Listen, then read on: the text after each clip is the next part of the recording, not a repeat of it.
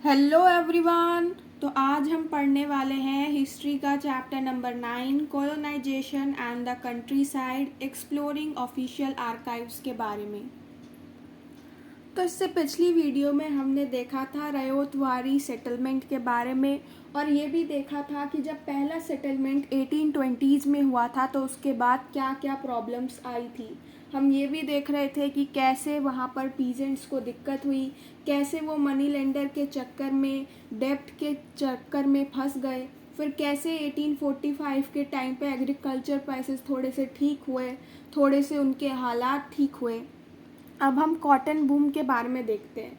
तो क्या अब इसमें बताया हुआ है, इसमें बताया हुआ है कि 1860 से पहले ब्रिटेन में क्या है, रॉ कॉटन जाया करता था, कि कॉटन वहाँ पे जाया करते थे, वो लोग इंपोर्ट किया करते थे कॉटन। और 3/4 ऑफ द रॉ कॉटन जो था वो लोग कहाँ से इंपोर्ट करते थे, अमेरिका से। मतलब 75% वहाँ पर रॉ कॉटन कहाँ से जाता था, अमेरिका से जाया करता था।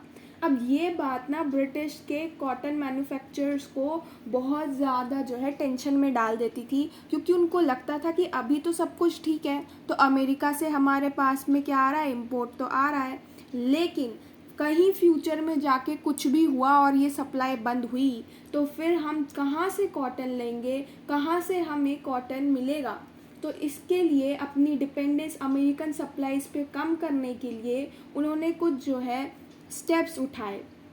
अब क्या स्टेप्स उठाए, अल्टरनेटिव सोर्सेज की जो है उन्होंने सप्लाई के बारे में देखने की कोशिश की। तो उन्होंने क्या स्टेप्स उठाए, 1857 में उन्होंने बताया कॉटन सप्लाई एसोसिएशन बनाया ब्रिटेन में, और 1859 में बनाया मैनचेस्टर कॉटन कंपनी। और इनका मेन ऑब्जेक्टिव क्या था कि दुनिया में जहाँ जहाँ पे कॉटन प्रोडक्शन हो सकता है, कॉटन प्रोडक्शन के लिए भी तो कुछ शर्तें होंगी ना, कि ऐसा क्लाइमेट होना चाहिए तभी कॉटन उगेगा। तो जहाँ जहाँ पर फेवरेबल क्लाइमेट है, जहाँ जहाँ पर कॉटन उग सकता है, वहाँ वहाँ पर वर्ल्ड के जितने भी जगह हैं ऐसे, वहाँ पर कॉटन उगाना है, कॉटन प्रोडक्शन को प्रमोट करना है। यही इस कंपनी का और इस एसोसिएशन का मेन ऑब्जेक्टिव था। और उसमें इंडिया को भी एक ऐसे ही कंट्री के तौर पे देखा जा रहा था जहाँ पर अच्छे से कॉटन प्रोडक्शन हो सकता है। अब इंडिया को ऐसा क्यों देख रहे थे, इंडिया को ऐसा इसलिए देख रहे थे क्योंकि इंडिया में क्या है, कॉटन के लिए जैसी सॉइल चाहिए वैसी सॉइल भी अवेलेबल है, एक फेवरेबल क्लाइमेट भी है, और यहाँ पर जो लेबर है वो भी कैसा है, चीप लेबर है। तो यहाँ पे पूरे पूरे आसार थे कि हाँ हमारे यहाँ पे अच्छे से कॉटन प्रोडक्शन हो सकता है। अब क्या सोच रहे थे ब्रिटिशर्स कि हमें तो अमेरिका से कॉटन आता है, लेकिन कहीं ये सप्लाई बंद हो गई तो। और उनका ये जो डर था वो बिल्कुल सच हो जाता है, क्योंकि अमेरिकन सिविल वॉर जो है वो 1861 में स्टार्ट हो जाता है। अब इसकी वजह से क्या होता है कि एक तरीके से पैनिक हो जाते हैं ब्रिटेन वाले, और फिर हम देखते हैं कि ये जो रॉ कॉटन इंपोर्ट्स है अमेरिका में, ये गिर जाते हैं। 2 लाख बेल्स पहले आया करते थे कॉटन 1861 में, अब वो 50,000 बेल्स ही रह गए 1862 में। यानी ये बताया जा रहा है कि बहुत कम जो है अब इंपोर्ट किया जा रहा था। वो लोग ज़्यादा इंपोर्ट करना भी चाह रहे थे तो भी अमेरिका से कम आ रहा था, क्योंकि अमेरिका में क्या हो गया, सिविल वॉर हो गया। इसीलिए एक अर्जेंट मैसेज भेजा गया इंडिया में और भी जगह कि अपना कॉटन एक्सपोर्ट ब्रिटेन से बढ़ाओ, ब्रिटेन को बहुत ज़्यादा रॉ कॉटन की ज़रूरत है।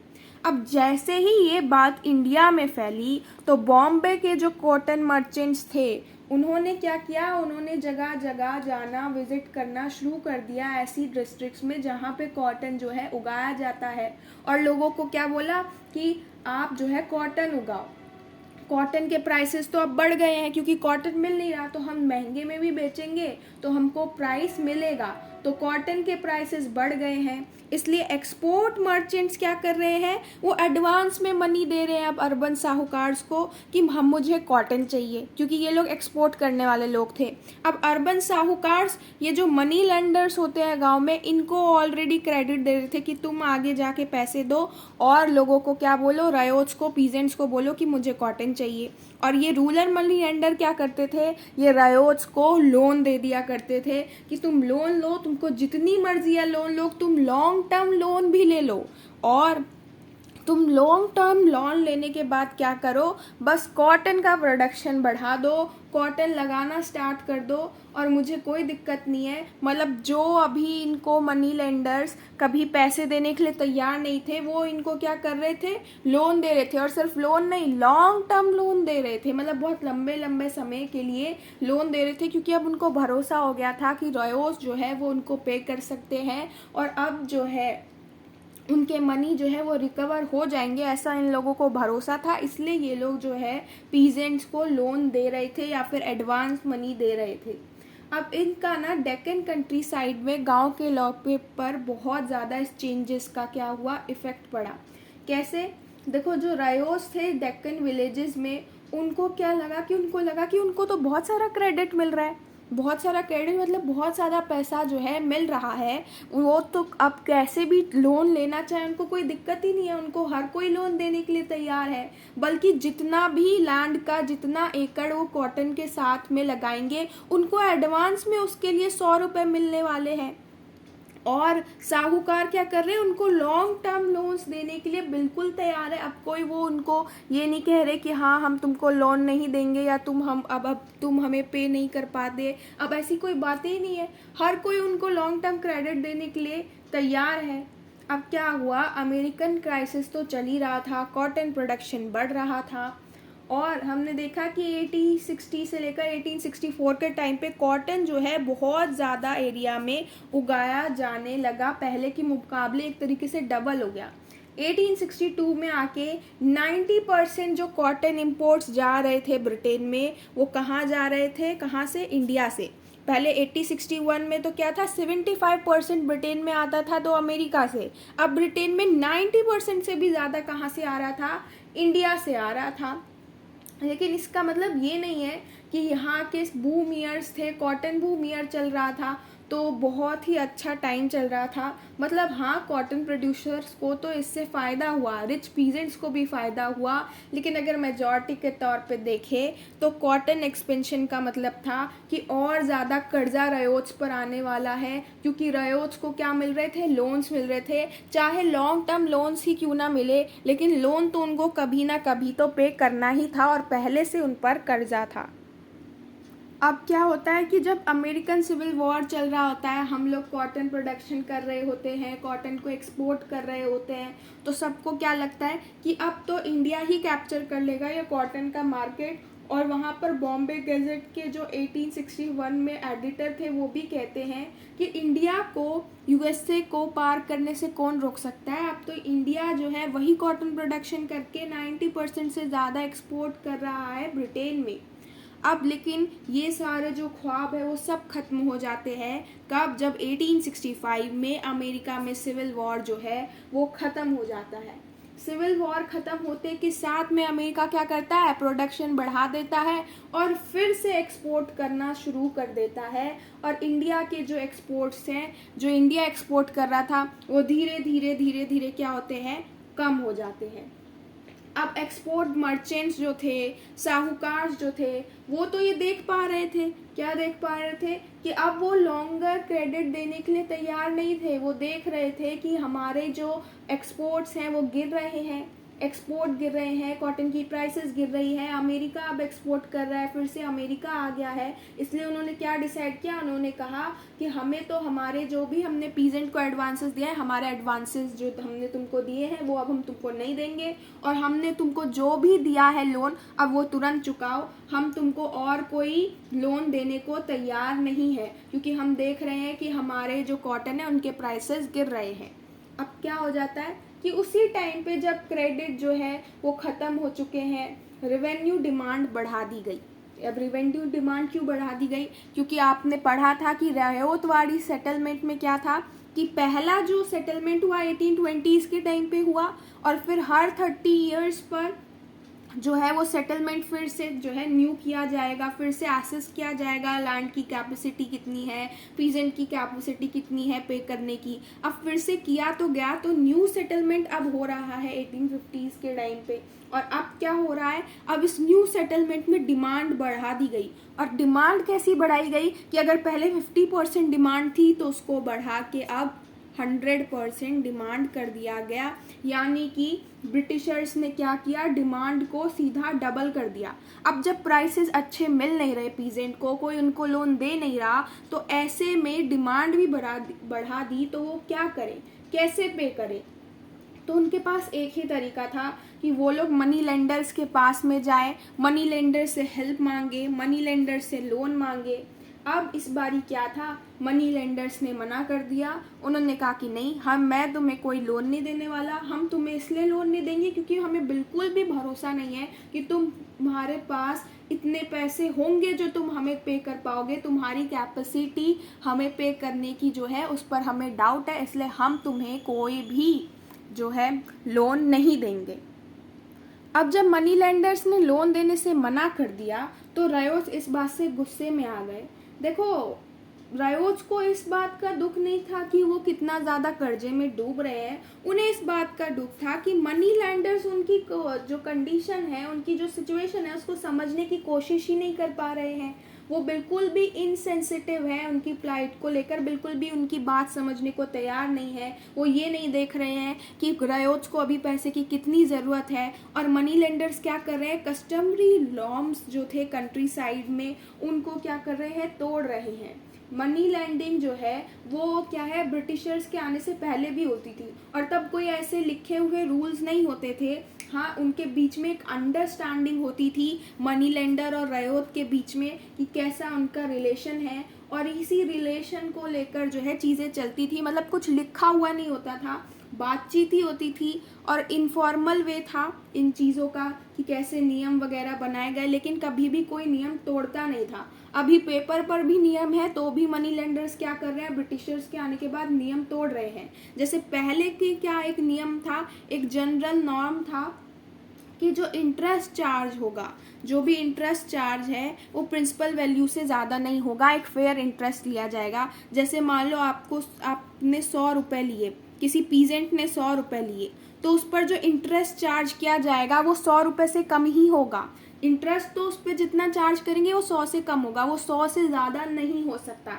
ये एक फेयर इंटरेस्ट था। लेकिन कॉलोनियल रूल में आके क्या देखा गया कि जब डेक्कन राइट कमीशन की रिपोर्ट आई तो देखा गया कि 100 रुपये पर 2000 रुपये जो है वो इंटरेस्ट चार्ज किए गए। पहले क्या था, 100 रुपये पे 100 से कम या 100 के बराबर होंगे, उससे ज़्यादा नहीं। और बाद में इन्होंने जब नियम तोड़े मनी लेंडर्स ने, तो 100 रुपये पर 2000 का इंटरेस्ट इन्होंने चार्ज किया हुआ था।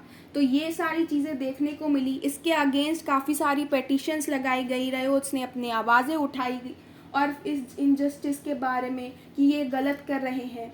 इसीलिए रायोच जो है वो मनी लेंडर को अच्छा नहीं देखते थे। वो हमेशा मनी लेंडर्स की कंप्लेन करते थे कि ये लोग जो है वो लॉ को मैनिपुलेट करते हैं, हमसे ज़्यादा पैसा ले लेते हैं। इसलिए क्या किया ब्रिटिशर्स ने, 1859 में वो लेकर आए लिमिटेशन लॉ। ये लिमिटेशन लॉ क्या कहता था, ये कहता था कि लोन बॉन्ड्स जो होते हैं, मान लो कि लोन दे रहा है कोई मनी लेंडर, तो उसने जो लोन बॉन्ड्स जो भरवाए होंगे पीजेंट से, उसकी वैलिडिटी सिर्फ 3 साल के लिए है।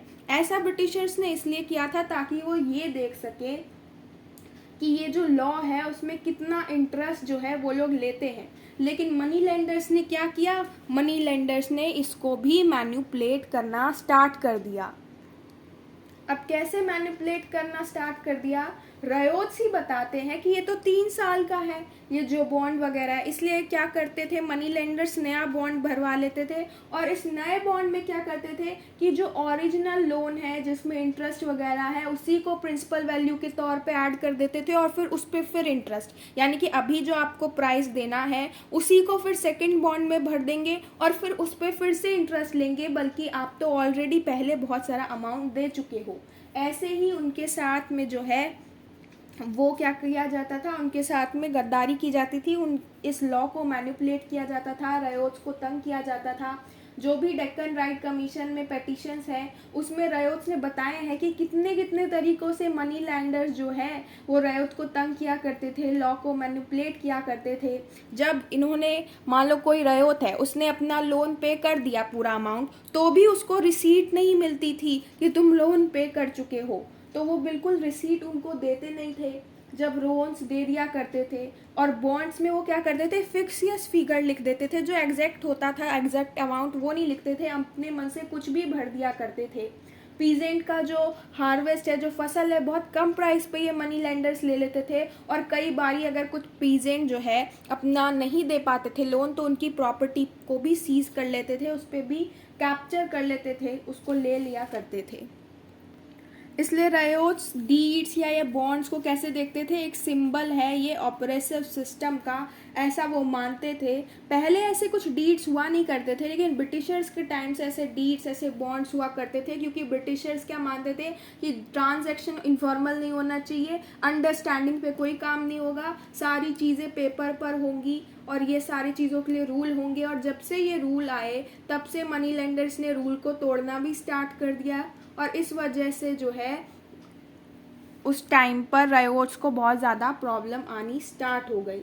अब पीजेंट जो है उनको तो इन बॉन्ड्स की वजह से, इन डीड्स की वजह से दिक्कत हो रही थी, और वो क्या देख रहे थे कि कुछ चीज़ें, कुछ पेपर्स ऐसे होते थे जिन पर उनसे थंब इंस्प्रेशन लिए जाते थे, कभी उनसे साइन करा लिया जाता था, लेकिन वो एक्चुअली में जानते ही नहीं थे कि वो किस चीज़ पर साइन कर रहे हैं। मनी लेंडर्स अपने मन से कोई भी अमाउंट बॉन्ड्स में भर दिया करते थे, और इसीलिए वो मनी लेंडर को बिल्कुल अच्छा नहीं मानते थे, और वो इन लीगल बॉन्ड से डरा करते थे।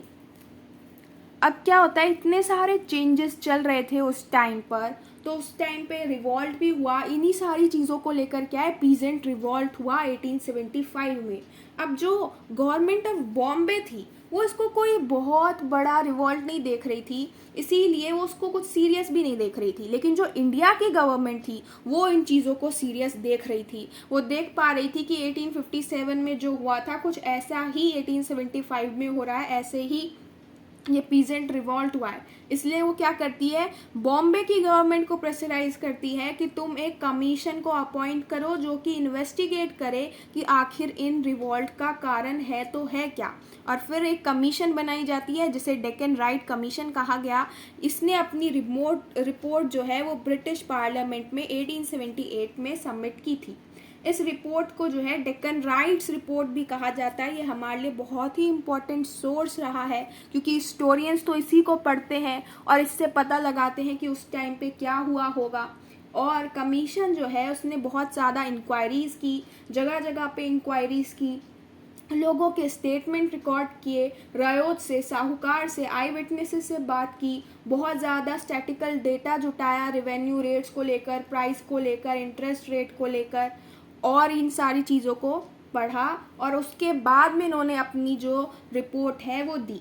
लेकिन ऐसे सोर्सेज के बारे में हम जब भी देखते हैं ना, तो हमको ये ध्यान में रखने की ज़रूरत है कि ये कैसे सोर्सेज है, ये ऑफिशियल सोर्सेज है, एक ऐसे सोर्सेज है जो कि गवर्नमेंट ही बना रही है। डेक्कन राइट कमीशन तो गवर्नमेंट ने ही अपॉइंट की थी, और इसको हम अनक्रिटिकल होकर एक्सेप्ट नहीं कर सकते, क्योंकि इनमें कुछ चीज़ें जो है वो ब्रिटिशर्स के फेवर में ही होती थी। इसमें कुछ भी ब्रिटिशर्स के अगेंस्ट दिखाने की कोशिश नहीं थी। जैसे कि इस रिपोर्ट का मेन मकसद क्या था कि पूछा गया था कमीशन से कि क्या ब्रिटिशर्स ने जो रेवेन्यू डिमांड बढ़ाए उसकी वजह से रिवॉल्ट हुआ, और ऐसा उन्होंने अपने रिपोर्ट में लिखा कि नहीं, रिवॉल्ट किस वजह से हुआ, रिवॉल्ट तो मनी लेंडर की वजह से, साहूकार्स की वजह से हुआ है, गवर्नमेंट की वजह से नहीं हुआ है, गवर्नमेंट से लोग नाराज़ नहीं हैं। और ऐसा ही ब्रिटिशर्स के हर रिपोर्ट में देखने को मिलता था कि वो कभी भी अपनी गलती मानते ही नहीं थे, और इसमें भी वो ये नहीं मानने को तैयार थे कि उनके रेवेन्यू डिमांड बढ़ाना भी एक बहुत बड़ा कारण था, इस राइट्स में होने का एक बहुत बड़ा कारण था, क्योंकि उन्होंने भी बहुत ज़्यादा डिमांड बढ़ा देते, जिस वजह से लोगों को मनी लेंडर्स के पास जाना पड़ा। लेकिन ऐसी कोई भी चीज़ उन्होंने अपने सोर्सेज में, अपने रिपोर्ट में एक्सेप्ट नहीं की है। इसीलिए जब भी हम ये सोर्सेज पढ़ते हैं तो हमको जो है हर एंगल से देखना पड़ता है, हम अनक्रिटिकल होकर इन सोर्सेज को, इन रिपोर्ट को एक्सेप्ट नहीं कर सकते। तो आज की इस वीडियो में आपका ये चैप्टर कंप्लीट हो गया। नेक्स्ट वीडियो में नेक्स्ट चैप्टर स्टार्ट करेंगे। तब तक के लिए आप सब्सक्राइब कर सकते हैं मेरा दूसरा चैनल अभ्यास, जिसका लिंक मैंने आपको डिस्क्रिप्शन में दे दिया है। वहाँ पर आपको इंग्लिश और हिंदी का फ्री कंटेंट मिलेगा। तो मिलते हैं नेक्स्ट वीडियो में, तब तक के लिए बाय बाय।